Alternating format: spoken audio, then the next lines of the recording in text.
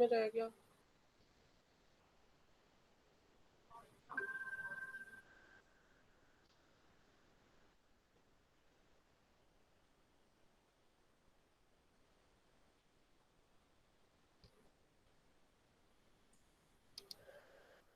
Welcome back, students.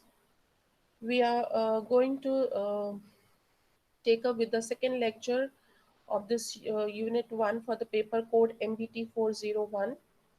We have discussed in the first lecture about the basics or essentials, some of the essentials of the cell culture. Now, today we are going to discuss about the cell culture media and the reagents that are required for culturing the animal cells. Now, the animal cells uh, are different in context from the other living organisms like plants or microbial cells, as they have a dedicated circulatory system to carry on the nutritional requirements from one place to the other within the living system.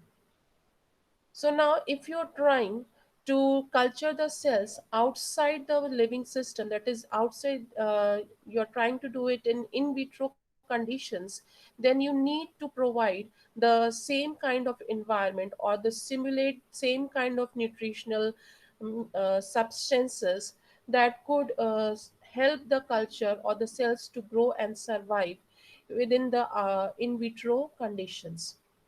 So we are going to try to understand what could these modifications be, and how can these reagents help the cultures to be maintained in the in vitro condition. Now, technically, if we speak, then this culture media is a chemical complex liquid media that is suitable for supporting the growth of for several generations. Now, when we're trying to simulating, when the earlier attempts were made to simulate the in vivo conditions, then the attempts were made to culture the cells with natural media based on tissue extracts and body fluids such as the chick embryo extract, serum, or lymph. When the demands for larger amounts of media arose, and that too of consistent quality for the propagation of cell lines, it led to the introduction of chemically defined media based on the analysis of body fluids and nutritional biochemistry. The most earlier attempts were made, and development of the media was done by Eagle's basal media and Eagle's minimal essential medium. Then these were supplemented with calf, human, or horse serum, protein hydrolysates, and embryo extracts. As more continuous cell lines became available, like L929 cells or HeLa, etc., it was observed that exact requirement for these cell lines was easily being met by the available media substances at that time. So the scientists tried to develop or innovate more of the media supplements. They tried to replace the serum. They tried to optimize the media for different kinds of cell types, and or for the requirement of different specific conditions. Suppose you want to as it shows you want to cultivate the lymphoblastoid cell lines. So specifically, RPMI 1640 media was developed to culture these particular cells. Or Leibovitz L15 was designed to eliminate the need for adding any kind of carbon dioxide or sodium bicarbonate in the media. That is, they tried to avoid any kind of buffering agent in this particular media composition. Then there could be some requirements regarding the isolation and propagation of cells of a specific lineage. So, selective serum free media may be required, or there may be cells that are specifically grown for the formation of products or for the propagation of the viral proteins. The cells may act as host for viral propagation, or there may be some non-cell specific molecular studies that could be easily done on Eagle's MEM or Delbeco's modification of Eagle's media, that is DMEM, or increasingly on RPMI 1640 supplemented with serum. However, now in industrial scale production techniques, uh, methods are being devised for use of serum free media that definitely facilitates the downstream processing and reduces the risk for adventitious infectious agents. So now there is a popular compromise between these two approaches where you have the serum and where you are trying to make a serum free media. So there is a popular compromise where HAMS F12 uh, is combined with a higher amino acid and vitamin concentrations such as DMEM.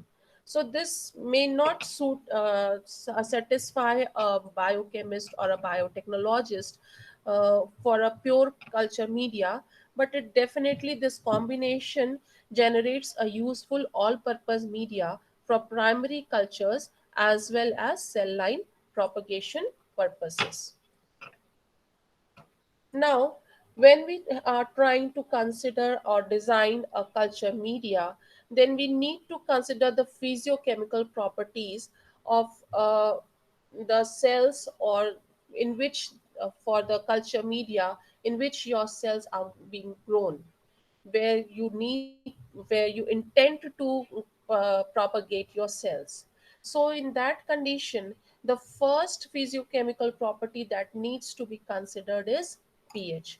Now most of the cell lines will grow at a pH of 7.4. Although this optimum may vary relatively among different cell strains, some normal fibroblast cell lines perform best at pH 7.4 to 7.7. Transformed cells may do better at 7 to 7.4 pH range. If you want to culture the epidermal cells, the best pH would be 5.5. So this is not a universally adopted level, but mostly you take the pH2 at 7.4. So there are various considerations when you take the pH. You need to consider for which cell you are doing, for what purpose you are culturing the cell, what kind of product you will be getting after that. So the pH requirement depends upon the species and the type of cell that you are going to culture. Then when we say that the pH requirements are so strict, for that purpose you need to keep a constant eye or vigil on the changes in the pH. If the pH changes are not balanced immediately, then it may be that the cells won't survive. So for that very purpose, a phenol red is commonly used as an indicator. Now this phenol red is very good indicator. It keeps on, the color keeps on changing with the slightest change in the pH. So it is red at pH 7.4 and becomes orange at pH 7. It is yellow at pH 6.5, lemon yellow below pH 6.5, and more pink at pH 7.6 and purple at pH 7.8. So the assessment of color tells whether the pH is being maintained or not. So you can easily maintain the pH of the of the media, but sometimes that observation may be subject to manual errors. So it is safe to make up a set of standards using sterile balanced salt solutions with phenol red at the correct concentration and use them for preparing the medium. Next essential criteria that needs to be considered is the carbon dioxide and the bicarbonate ions. The carbon dioxide passes on, dissolves in the media in the gaseous phase, and it establishes equilibrium with the bicarbonate ions, and it lowers the pH. So, now, both the dissolved carbon dioxide, the bicarbonate, and the pH are all interrelated. So, it is difficult to determine the major direct effect of carbon dioxide. The atmospheric carbon dioxide tension will regulate the concentration of dissolved carbon dioxide directly as a function of temperature.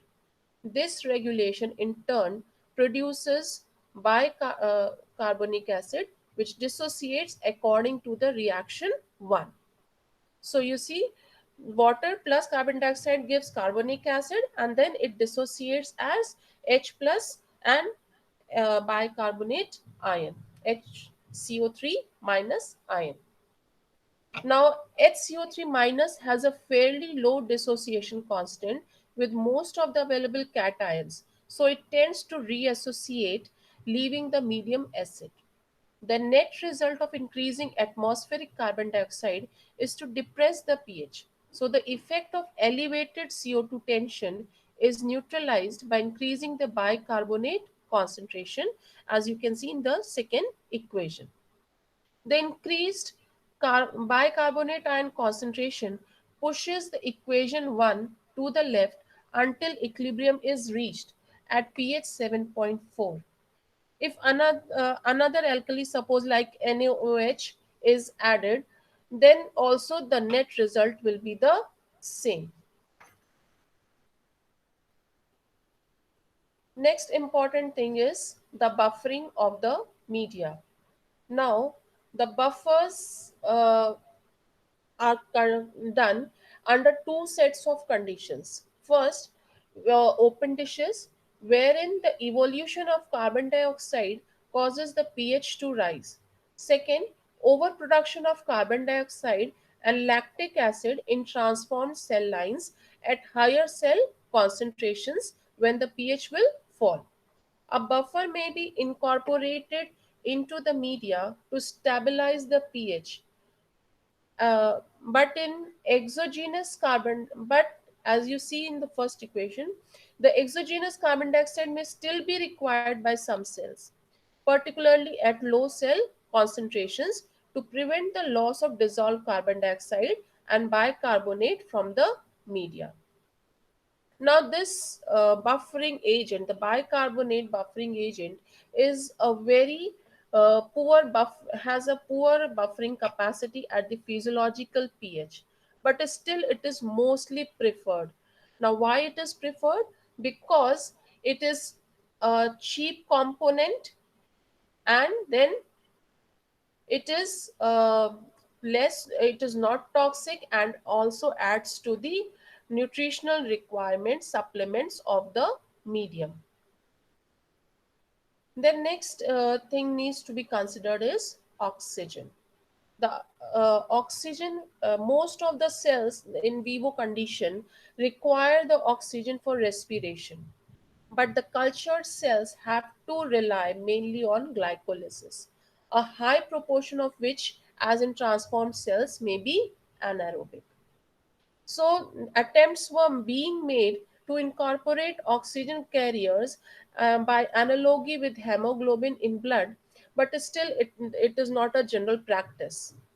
So, the cells chiefly rely on the dissolved oxygen, which can be toxic due to the elevation in the level of free radicals.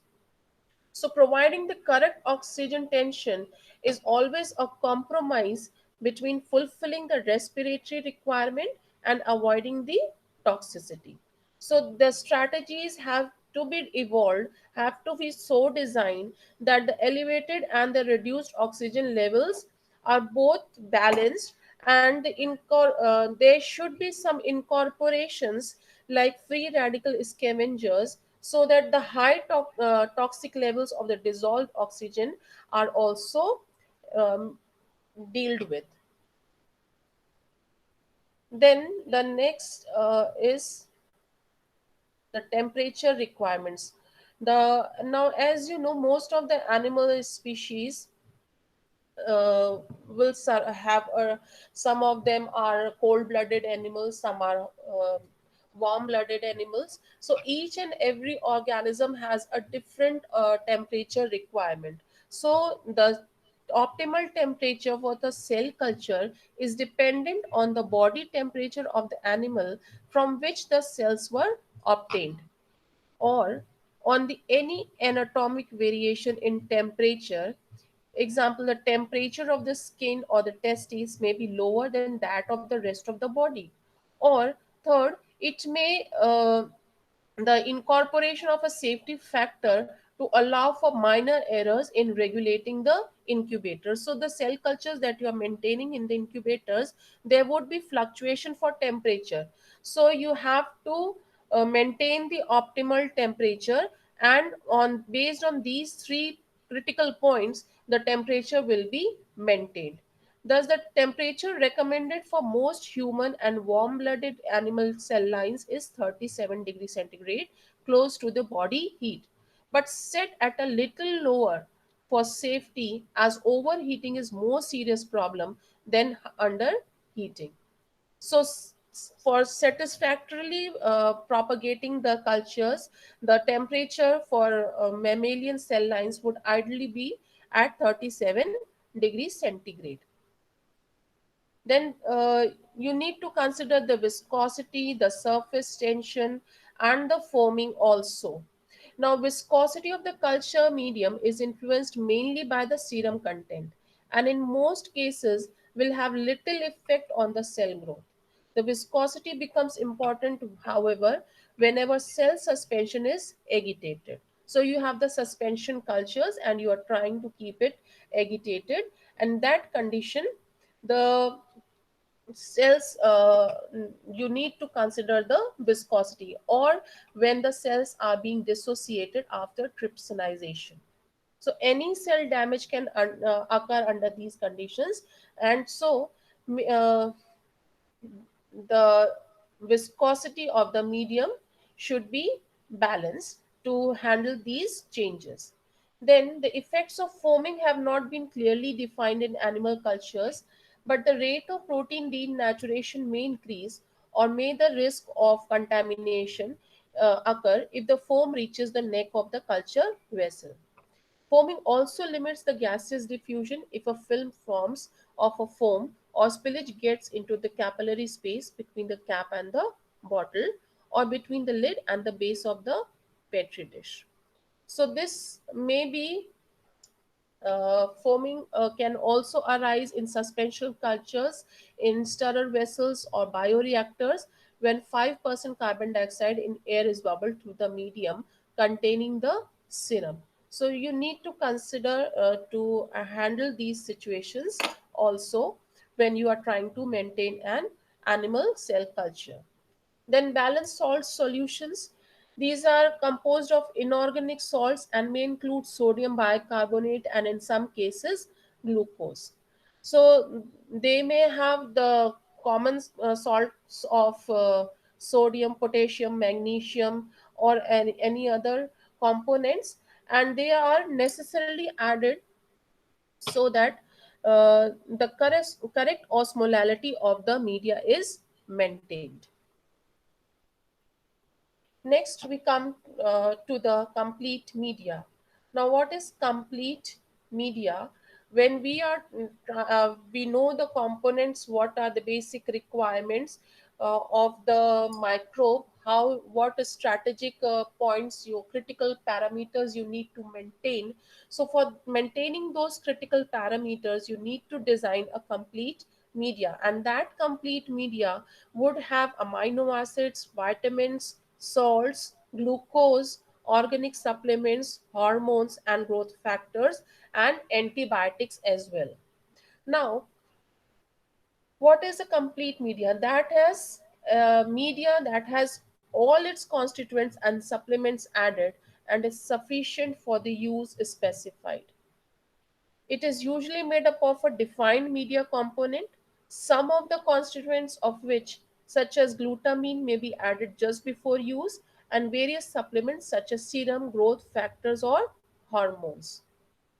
So there are various ranges, defined media range in complexity from the relatively simple Eagles MEM, which contains essential amino acids, vitamins, and salts, to a more complex media such as medium 199, M199, or CMRI 1066, or you may have RPMI 1640 or F12. So there are various formulations for the media that are available. So first we take up the components. The first is amino acids. So the essential amino acids that are required by the culture cells, plus cysteine or cysteine, arginine, glutamine, tyrosine, all these individual requirements may vary from cell type to according to the cell type. Other non-essential amino acids are also added as well sometimes to compensate either for a particular cell type's incapacity to make them, or because they are made but lost by the leakage into the medium. The concentration of the amino acids usually limits the maximum cell concentration that is attainable, and the balance may influence the cell survival and growth rate. So, when we talk of the confluence of the culture, then the amino acids would be the limiting factors. Next, the vitamins. Now, the Eagles MEM contains only water soluble vitamins. That is mostly your B group vitamins plus choline, folic acid, inositol, nicotinamide, etc. Other requirements are presumably derived from the serum. The salts that you add are mostly of sodium, potassium, magnesium, calcium, chloride, sulfate of phosphate, bicarbonate, etc., that contribute to the osmolality of the media. And most of the media derive their salt concentrations originally from the Earth's medium.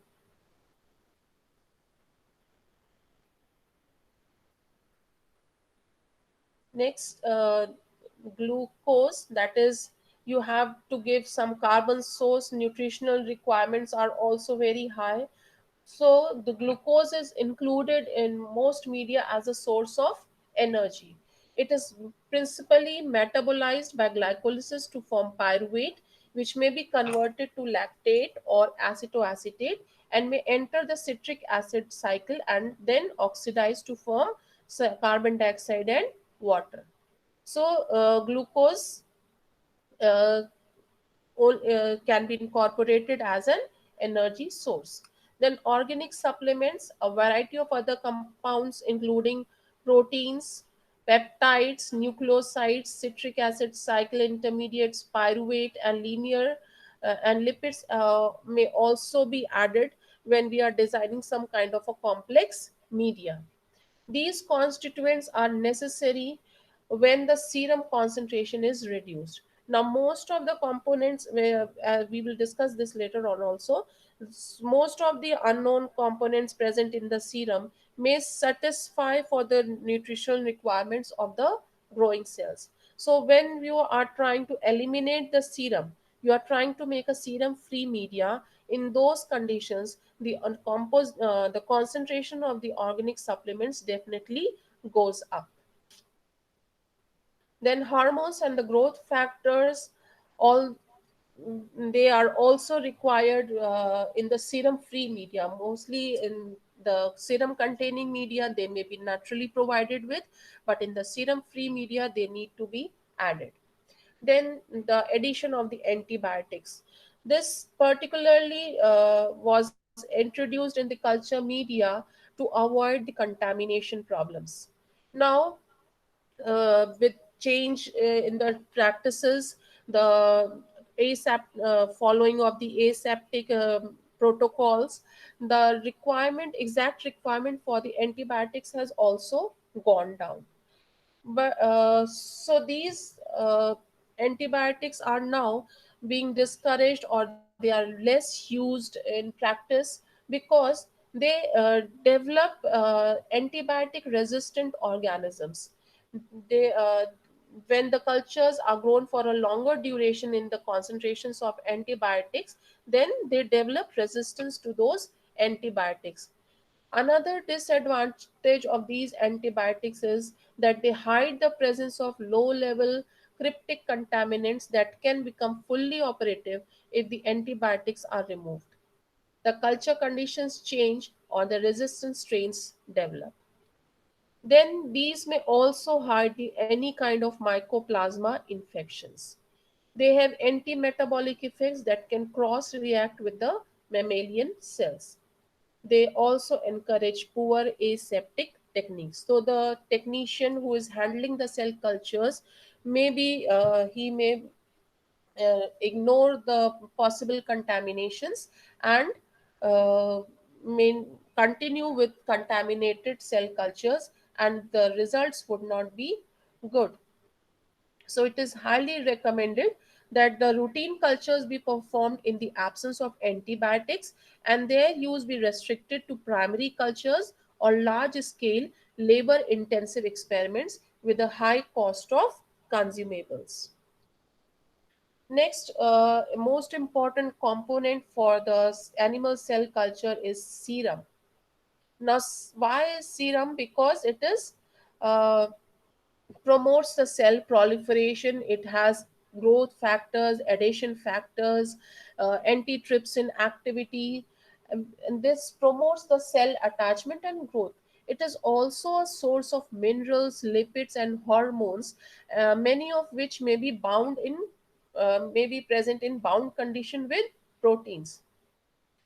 Most of the these components, that is proteins, growth factors, hormones, nutrients and metabolites, lipid, minerals, inhibitors, there are enormous numbers of them, and we don't have exactly known how much quantity or what numbers are present there.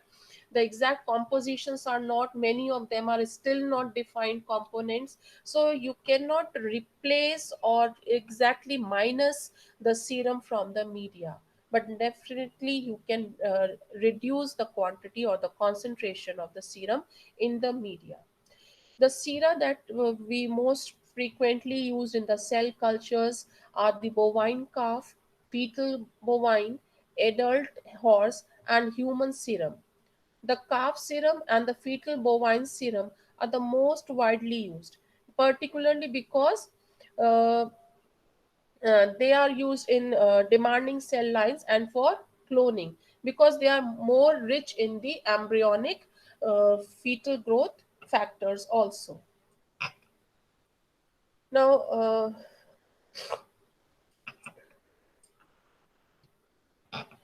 now what are the disadvantages of the serum? Why we are wanting to reduce the concentration of the serum? Because of the physiological variability. Now,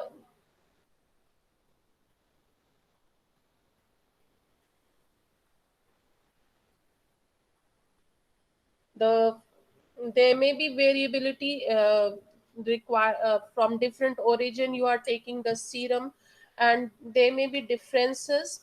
The shelf life and the consistency of the serum containing media is also very less, because the serum provides opportunity for the growth of the opportunistic contaminants.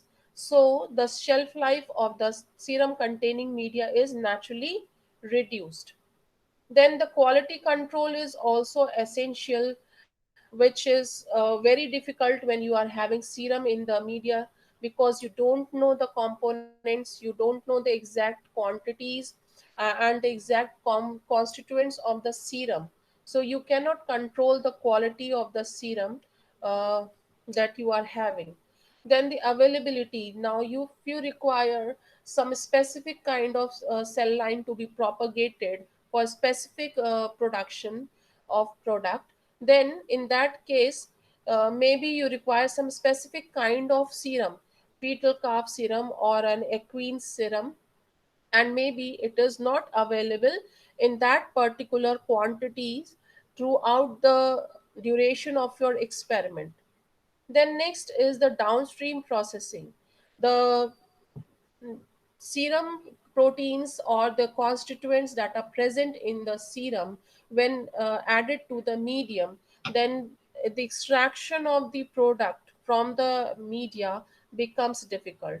So any downstream processing post the production process becomes difficult when the serum are there, because you cannot identify whether the component, the product was contributed by the serum itself, or whether it was being produced by the cells. Then contamination, I've already told you, there is opportunistic contaminants if the serum is there, because there are many growth factors, nutrients that are present in the serum. They give opportunistic infectious agents to grow very easily. So microbial culture, the bacteria, the mycoplasma may easily grow in these serum components. Then the cost is very high. The cost of the serum may contribute to 80 to 90% of the total media cost. So wherever it is being used in a large scale production process, there the cost of the product may substantially increase because of the composition of the serum. Then uh, many of the components of the serum are still not very defined, so it has many of the growth inhibitors also present in it, and these growth inhibitors may hinder the growth of the cultured cells. So you have to evade those growth inhibitors when you want an optimum growth of your cultures.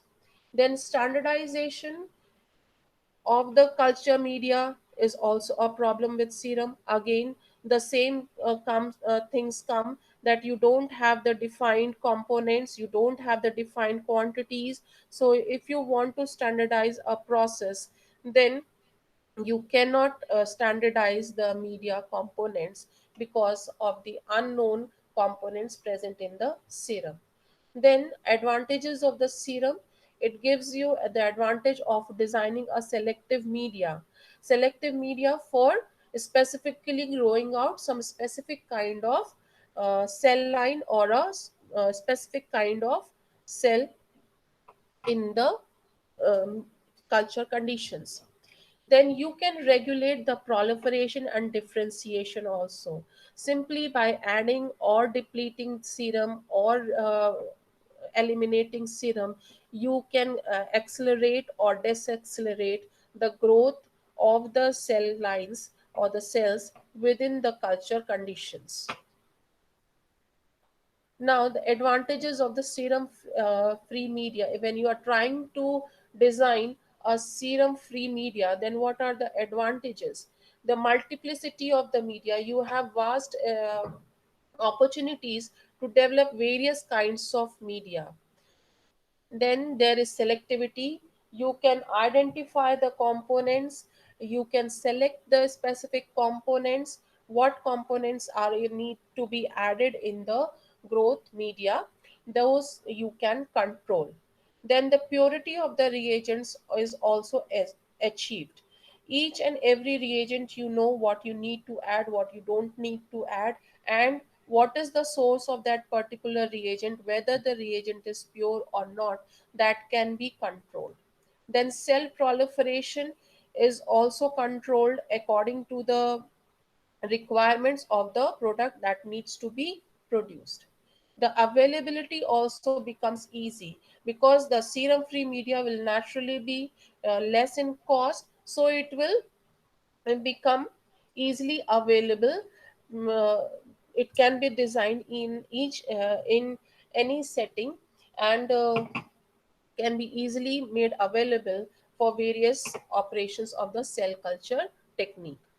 Now, what are the possibilities where how you can replace the serum? So, the replacement of the serum may be you need to add some supplements to the media components, that may be adhesion factors or protease inhibitors or trypsin and other proteases. So, you need to add hormones, growth factors, or some other nutrients in the serum, the proteins, and the polyamines. Now, matrix is also important because most of the cells in the tissue system in the in vivo conditions are present in the with the extracellular matrix, or they are have an adherent characteristic. So you need to add some kind of components in the media, in the serum free media, where that could possibly act as a matrix for the adherence of these cells. Now, the other supplements may include the amino acid hydrolysates, embryo extracts, or the conditioned media. These amino acid hydrolysates is specifically for providing some specific kind of amino acids that may be required for a particular kind of cell type to grow. The embryo extract is you are taking the mostly from chick embryo is taken. It is a raw crude extract that is developed and used to supplement the nutrient requirements of the cell cultures. Then conditioned media is you are have a media where the components have been essentially conditioned to for the development of some specific kind of cell lines. Thank you.